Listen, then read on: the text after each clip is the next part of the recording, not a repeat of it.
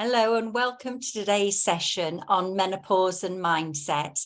I'm Deborah Garlick from Henpicked Menopause in the Workplace, and author of the book Menopause, the Change for the Better.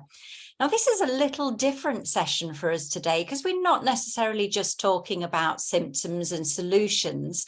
We're looking much broader than that.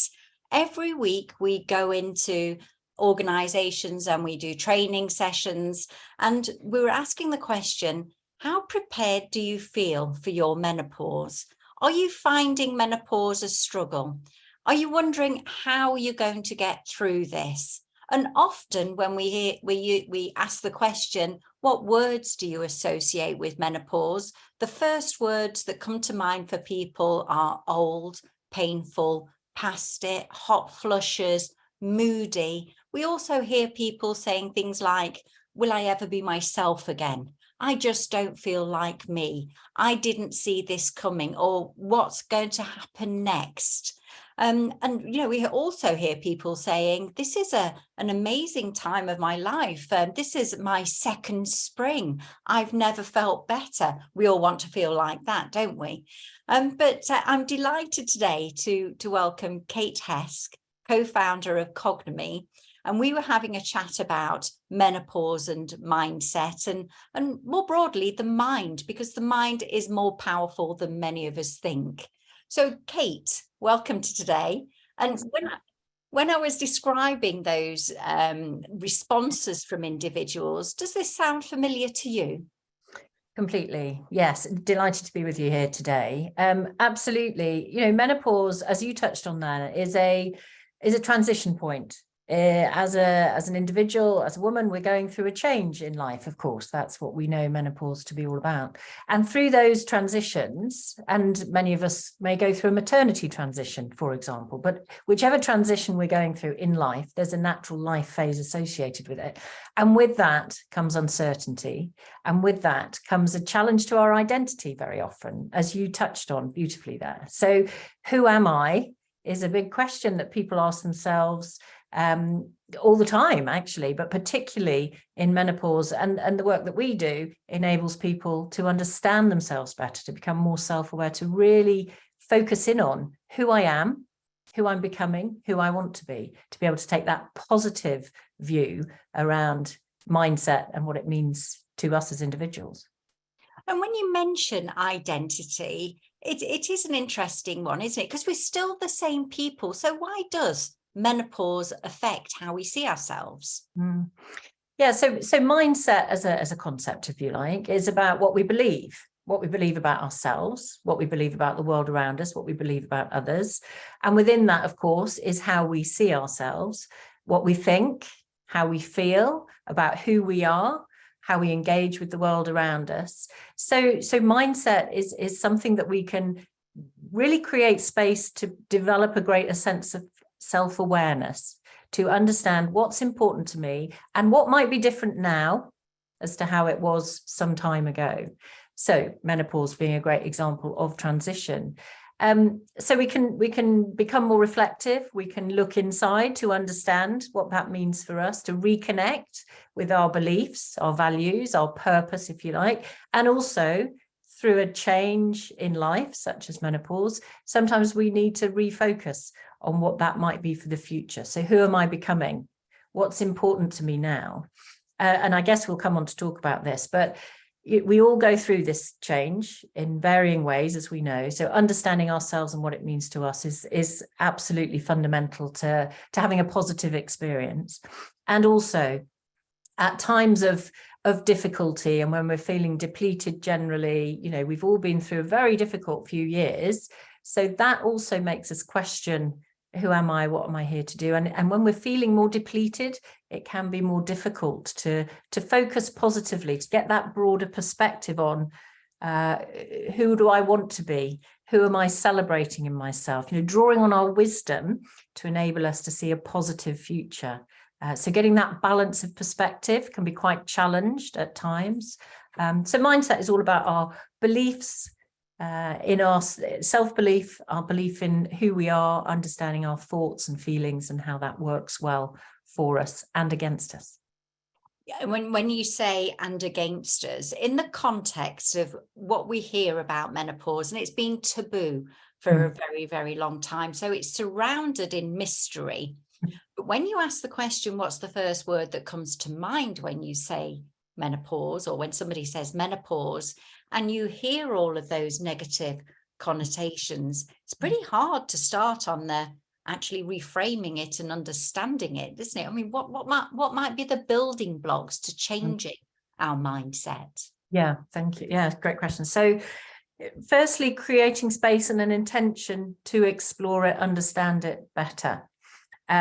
So we need to separate ourselves from the moment in a way, to step back. And I mentioned perspective before, to be able to step out, to understand it better. And we can do that individually and on our own, and we can do that really well with someone helping us to make sense of it. The work that we do at Cognomie is coaching, so helping people understand themselves better, self-awareness. And we can do that by getting a different perspective, by stepping back for a while, reflecting more, creating space. And that can be really difficult in the busyness of the world when we're trying to do everything for everyone. But firstly, creating that space to become more self-aware, to be able to look in and understand what might be going on for us and what's contributing to that. As you've already touched on, in the space of menopause, as a holistic approach, there are so many things that could be contributing to how someone's feeling and what they're thinking. And there are various ways that we can work with that. But we need to be able to step out and be able to look into it for ourselves, and often with the support of someone else to enable us to do that, so we can make the right choices and move ourselves forward and take ourselves into a positive future. So, and I personally think education is key to all of this. So when I hear those negative perceptions, but then put it into context of, menopause has always been around. For as long as there've been women on this earth, and as long as they've lived long enough, there's been the menopause. But actually, we're in a very different time now. And I think we can forget that, because if I go back in time around about 100 years ago, women, life expectancy was, probably late 50s, early 60s. Menopause, as far as records tell us, seems to have been later. So you couldn't understand why people might have thought menopause was towards the end of their life. If you like, this is it, time up for me, I'm nearly at the end. Whereas today, our life expectancy is well into the 80s. We experience menopause at around about, on average 51. So there's decades after menopause, and decades when you could be working post-menopause, or even more so before when the transition starts during perimenopause. But we can forget that. So it's not the end. It's not even the beginning of the end. It's halfway point, which is a very, very different mindset, isn't it? Definitely. And as you touched on there, so much life left to live. And particularly when we're talking about careers, and a lot of the work that we do at Cognomie is about enabling people in business or in jobs in their work to be able to move forward positively, to be able to make the most, bring their best selves to the work that they do. And so and you touched on it, really importantly, being able to continue to hold on to a positive view of the future is a really important perspective on that. And part of that, a huge part of that, is self-awareness and self-appreciation, giving ourselves permission to celebrate what we do well, to draw on our wisdom, to enable us to see a positive future perspective. And we need to do that first, to be able to see that for ourselves. And then we need to be supported to do that if we're in an organization, because an organization needs to enable us to do that as well. So we see it as a shared duty of care, and absolutely starting with the possibility for an individual woman to be able to be more have more self-belief in and choice around what we want to do. And there's huge amounts wrapped up in that I hope we have a chance to talk about, around confidence, around positivity and optimism, all of which can be built and grown, and we need to create space to enable that to happen. I'm glad you said that about confidence, because actually coaching, you can understand why some of us get to that point, you know, when the perimenopause starts at a time when you may not even have menopause on your radar, but you can start to experience symptoms. And very often those symptoms are things that people don't associate with menopause: anxiety, brain fog. We often hear people saying, I thought I got late onset dementia. And the effect of that can be a chipping away at your confidence. I used to be able to do this, I just can't handle it anymore. Or thinking, you know, where did this anxiety come from? That sort of attacks your identity, but it can attack your confidence as well. And, you know, we know 1 in 4 women consider leaving work, and there's statistics that say 1 in 10 actually do. And so many of them may not even realize that it's as a result of menopause. They've just lost their mojo. And they're not themselves anymore. So that confidence is absolutely key, isn't it? Most definitely. As you know, we capture data on mental fitness, and that relates very strongly with mindset. And confidence is one of the key parameters that we look at data and trends and benchmarks over time. And absolutely, that's something that impacts people of our age, most definitely, as does optimism, positivity, actually passion for the work that we're doing as well. So they necessarily are impacted through this transition in life. And also, as I mentioned before, it's exacerbated, it's worsened by what's going on around us in terms of uncertainty. And it's destabilizing. You know, we feel a lack of energy because things have been tough over the last few years and continue to be so. So that external perspective also has an impact. But absolutely, as you're right, confidence really potentially takes a knock during this time. And we know if we spend time working on it, becoming more aware of it, more self-aware of where we are now, how confident we are and what's contributing to that, what's diminishing it, we can make choices, put strategies in place and plans in place to enable us to build it again, to live our best life, to contribute what we want to contribute to the world and to our jobs. Sounds like a great idea and a great cue to say, so what can we do about it? You know, if you're struggling with symptoms, can't find the wood for the trees, maybe start a little bit smaller, because, you know, I'm not going to be able to necessarily change everything overnight, but where do I start and what can I do? Yeah. It starts with self-awareness, which makes itself sound so simplistic and straightforward. And of course, it may not be so, but understanding ourselves, understanding who we are, what's contributing to how we're feeling and what we're thinking, and where we might want to change that is where it starts. So creating space to be more self-aware. Some of us can do that ourselves by reflection, by, you know, creating the possibility to be mindful and notice.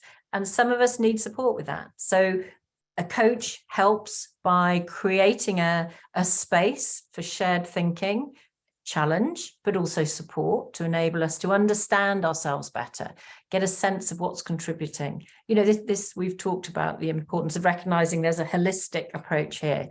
There are, when we're going through menopause, you know, sometimes it is often valuable to explore HRT as a solution, and it's not the only solution. You know, what we eat, how we exercise, also really important, and how we think about ourselves, what we believe about ourselves, what we believe about the world around us, and how we manage that in ourselves, all really important to help us positively move through menopause. And that's where a coach helps, a thinking partner.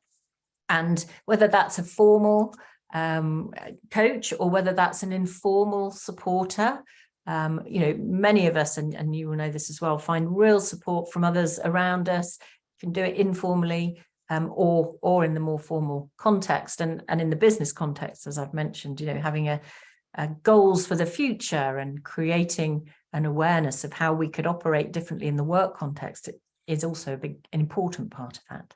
It is, you know, when we say, let's talk about menopause, and that's kind of easy for me to say, I don't do anything else. But for some people, it's harder to talk about it. But, you know, I was interested to see some research that came out of King's College, I think it was, that says talking about menopause is good for your symptoms because you're not bottling it up. you're sharing it, and actually those around you might feel better if I'm thinking of my husband here, when sometimes I used to get a bit snappy, and I got to a stage of going, that one wasn't me, that one was my menopause. And he was quite relieved that he hadn't done something wrong. But just talking about it and being able to say, I'm having one of those days, it's fine. That change of culture and mindset globally, or in your own world, is important, isn't it? Definitely. And I would say normalizing it. So breaking the stigma, feeling okay about discussing what's going on. And that you mentioned your husband there, it applies to men as well as women. I speak to so many men who are just desperate to know what to do to support, don't know how to do it. So people close down. There's fear. I don't want to mention it because I don't want to get it wrong kind of perspective. So creating a culture and environment, as you say, where it's embraced to talk about menopause as an aspect of creating equity. We're just finishing some research now looking at women in the workplace and equity, and of course menopause comes out there, but whatever aspect it is, this is about raising the conversation so that it's okay to talk about, I'm feeling this today and therefore I can do this, or creating a supportive culture, compassionate culture, to create the possibility to discuss and come up with shared conclusions is so important. You mentioned the data around how many women are leaving the workplace, and we pick up the same data as well. And in those workplaces which are more female oriented, I'm thinking healthcare, very much so, the numbers are even greater. So many women leaving their careers at a time where they've got so much to contribute, as we were saying, another 10, 20 years potentially, if not more. You're saying about that awareness thing. I write in a journal every day. So for me, that is I can see that there's some trends, and that's helpful for me to understand me, but also if I'm going to talk to a healthcare practitioner, to say, actually, I have my bad days, or even recognizing certain things might trigger a bad day. So that is important too. Talking therapies are something that we've covered on our webinars, and people are telling us they're very, very helpful. Definitely. Yeah. Cognitive behavioral therapy, that would be. Yeah. Well, yes, as an example, and it's one example. And it all relates to externalizing your thinking, speaking something out, whatever it is. And menopause is an example, but anything when we're looking to make shifts and develop, being able to hear our thoughts and have someone else hear our thoughts and help us do something with those is known to be extremely valuable to help us move forward. So talking therapies, counseling, therapy, that there's so many options now, because there's so much understanding that the value of someone listening to us and helping us externalize our thoughts is so important. And coaching is part of that. So coaching, if you like, is a talking therapy. It's an opportunity for a thinking partner, someone to help me make sense of what's going on for me, and then create choices about what I do with that. And as you mentioned, the organizational context, creating a conversation in an organization, those organizations that value the perspective of coaching help people really move forward to future goals. And it obviously has a positive impact on the organization as well. Okay, so you mentioned starting the conversations, and you started this by saying, be aware of ourselves, and that's so important, because then you can talk from a position of having reframed what's going on for you and having that awareness. How do you start the conversation, though, if it is so, dare I say, alien to you to say the word menopause out loud, particularly if it is to your line manager, or we often have people saying, men saying, talking about this with my partner at home, how do I open that conversation without sort of offending? You're talking about the partner opening the conversation here. Anybody, whether it's you stepping forward and thinking, right, I'm going to talk to my line manager about this and ask for some support, or asking for it at home, or even if it's somebody that it's not them experiencing it, but they think somebody else may well be. Those conversations and opening them up in the right way can set you up for success, or feeling like, really, how did that go? Absolutely. So, and the first thing to overcome is that we talked about confidence earlier, but courage is such a big part of this as well. You know, having the courage to step into the conversation is often the biggest blocker. And my experience is that if when we find the space to do that and the possibility to do that, it's actually so much better than we thought it was going to be. It's very easy to close down with fear and avoid because we're worried about how it's going to go. But, you know, stepping into the space, trying it out, sometimes in a smaller way, will surprise us because actually the response is often much better than we think. So it's testing it as well. It's about rehearsing in our own mind, how are we going to frame this in a way or phrase this in a way that the person I'm going to speak to will be most likely to accept it. We can encourage ourselves to think about a positive outcome. How do I want this conversation to go? What do I want them to be thinking and feeling at the end? How do I want to be thinking and feeling at the end? And finding the right people to start that conversation with. So choosing somebody who we think is more likely to be more receptive. Let's hope that might be our partner or someone close to us. So finding someone that we know is more likely to be supportive so we can try it out with them before we perhaps go into a wider conversation. My experience is that 99 times out of 100, the conversation will go way better than we ever imagined it would. And we think, I really wish I'd done this months and months and months ago, because the other person is more open. We become our own worst enemy and become fearful, and it stops us having the conversation. Yeah, I often think as well that for some people, it's a relief that somebody's had a conversation with them, because you know, I could see, you know, particularly loved ones know something's different about you. If they can't put the finger on it, can't broach it, it's a relief for them sometimes that you've trusted them to have that conversation, or have opened the conversation, because they, you know, might have been wondering what was going on, whether that's, you know, at work or at home. Yeah, and you mentioned trust, and it's so important. I mean, that's essential for relationships, for teams, for organizations to function. Building trust is really important. And what often happens until we have the conversation is there are so many assumptions out there. So as you say, you know, our manager might be assuming something really significantly different. You know, they might be assuming we're deciding we're going to go and work somewhere else rather than we're fearful of having the conversation,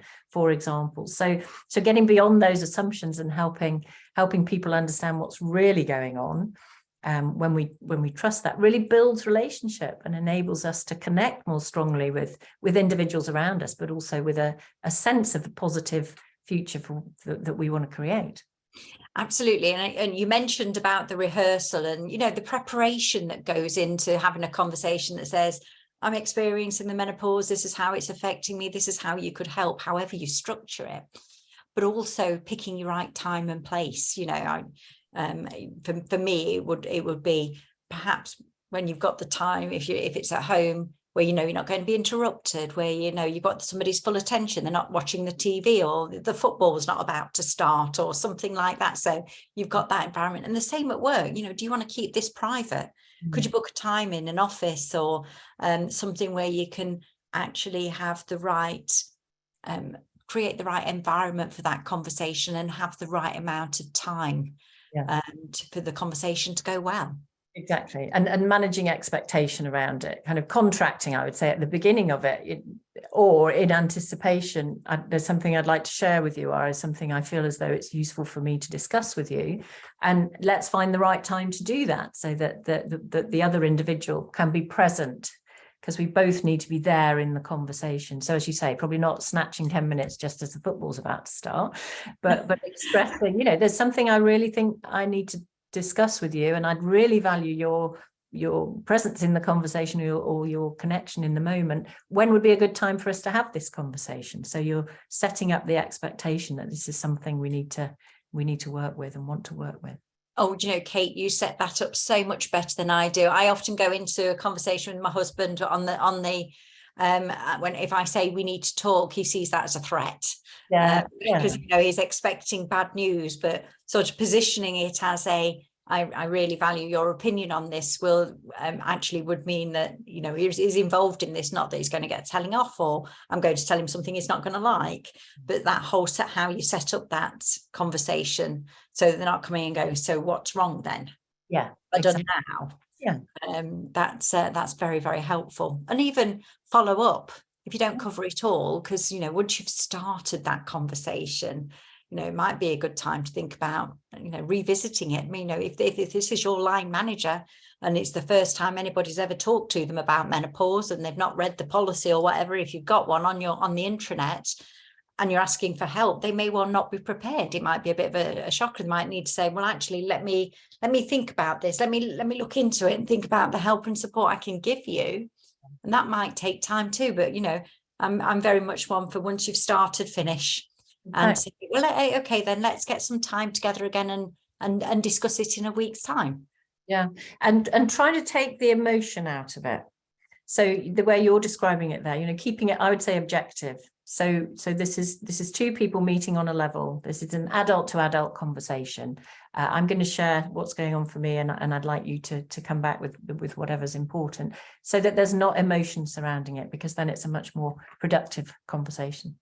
Absolutely. Well, I'm going to invite my colleague, Sally Leach, who's been looking at the questions and conversations in chat. Sally, how's it going? Yeah, some really great sharing. Really appreciate lots of people saying how coaching's been really helpful for them, being able to talk about this with people. Someone shared that the importance of story sharing, where in a team meeting with 180 people, one of their leaders shared her story about the current challenges of going through menopause and how incredibly powerful that was, because it was often, you know, for many people, it's the first time it had been spoken about. And I think some really wonderful sharing there. I think one of the questions was how we can support people who want to open that conversation. So we've got somebody that said that they had a conversation with their colleague this morning who's worried about their wife, and unsure how to suggest that maybe going to see the doctor would be a good way of trying to understand what's going. I described her as a very private person. So how could we help someone in opening that conversation in a positive way? I can't see the question, but if I hear it correctly, I think it's about acknowledging that we want to support them to do what's right for them. It's very easy to come in as someone who wants to support and say, I think you should do this. But if we come in to listen and say, you know, I'm curious to help, how can I help? What do you need from me? And within that, then suggesting, you know, there are, if you want to make a suggestion, that there are things that I'm aware of that you might be able to access if you were to see your GP, but making sure, I think, that they recognize that it's their choice. They're at the heart of it. We're there to support them, as opposed to we want to make the decision for them. It's about responsibility with the other person. It's about leaving choice with them.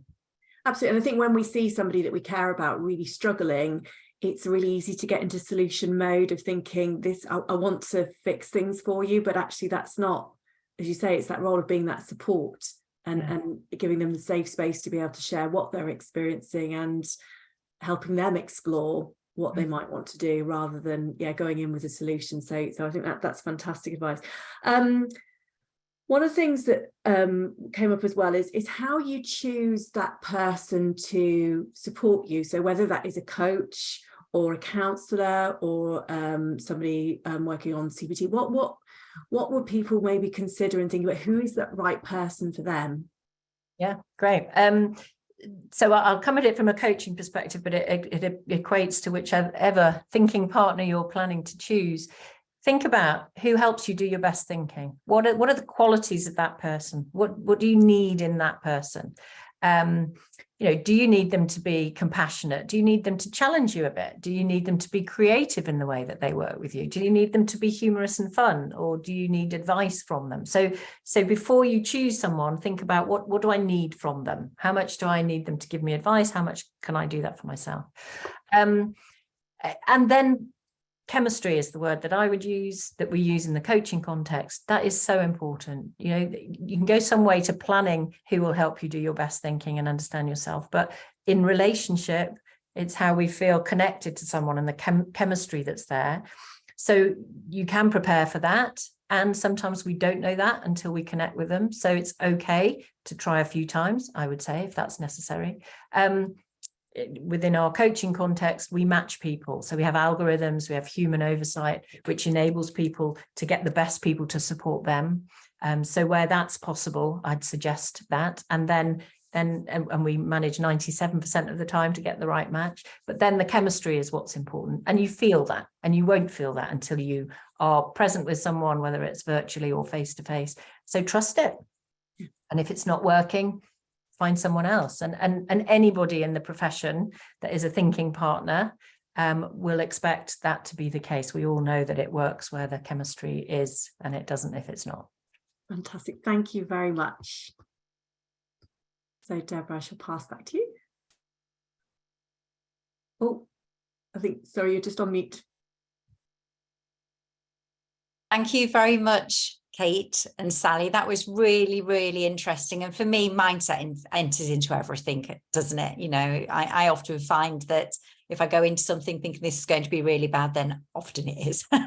But if I do the prep beforehand, and thank you very much for your techniques and your top tips there, Kate, we can choose our mindset, and we can do all of the prep.